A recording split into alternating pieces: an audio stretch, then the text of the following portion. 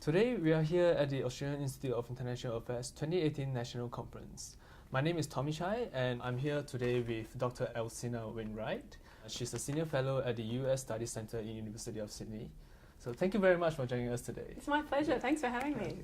Regarding your panel discussion on strengthening Australia's security, there has been recent issues regarding US politics in regards to the rise of Trump and Trump's policies that has called into question the rules-based order that we are currently living in. So do you see Trump's rise and current policies as symptomatic of the wider domestic political transformation in US in the next few decades? It's a very good question. There's no doubt that President Trump's views, his protectionist views, his skepticism of multilateral arrangements, of alliances, they are deep-seated views that he holds, and they are fairly unique. There is a protectionist kind of strain within the American body politic. Of course, we saw Bernie Sanders, who was one of the candidates who ran against Hillary Clinton for the Democrat nomination for president in 2016. Had a protectionist bent. So that does exist within American politics. It is not the dominant view. I think free trade and a preference for free trade and access to markets is the dominant view in America. And in terms of President Trump's skepticism of alliances and multilateralism, my own view is that it is not a dominant view at the moment. In fact, there was a recent poll done by the Chicago Council, which polled American public opinion and found that a majority of Americans actually have significant support for alliances and for fulfilling the commitment of American security guarantees and for America's global and regional engagement. So I thought that was quite striking.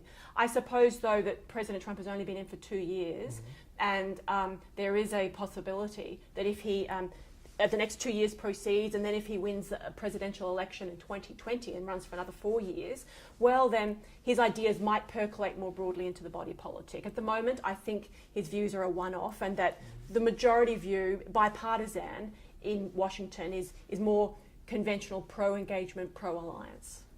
How do you think about the recent US passing of the National Defense Authorization Act? There's no doubt that there is a bipartisan concern in the United States at the moment as to the activities of Russia and China. And it's very interesting to look at the national defense strategy of the Trump administration, the national security strategy, which are now both nearly about a year old.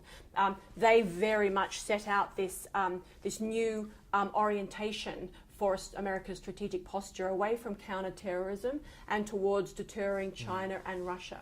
So this is, I think, concerns which have been building for a while. The Defense Authorization Act that you allude to demonstrates that Congress, both sides of Congress, share these concerns and believe that there is a need to increase American defense spend, which of course for a number of years was suppressed by virtue of sequestration in America, and that really affected the American military's readiness. So there was a feeling, given the new strategic environment and the new geostrategic great power rivalry, they wanted to up the defense spend.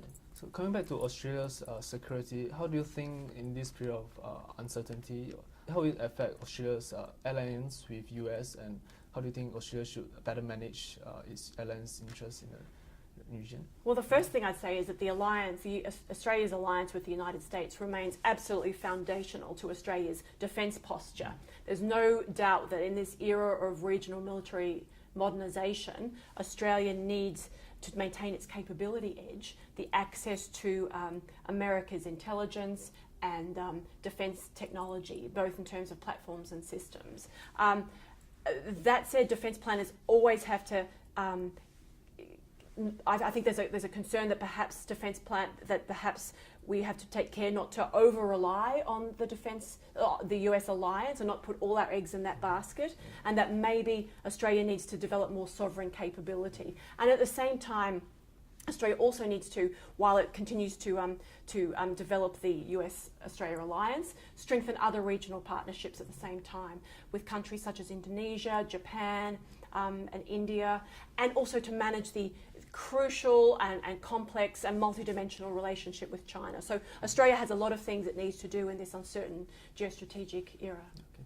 Thank you once again for joining us for the interview. It's my pleasure, thank you. If you'd like to learn more about our interviews, please visit our website internationalaffairs.org.au or subscribe to our YouTube channel. Thank you. Yeah. Thank you very much.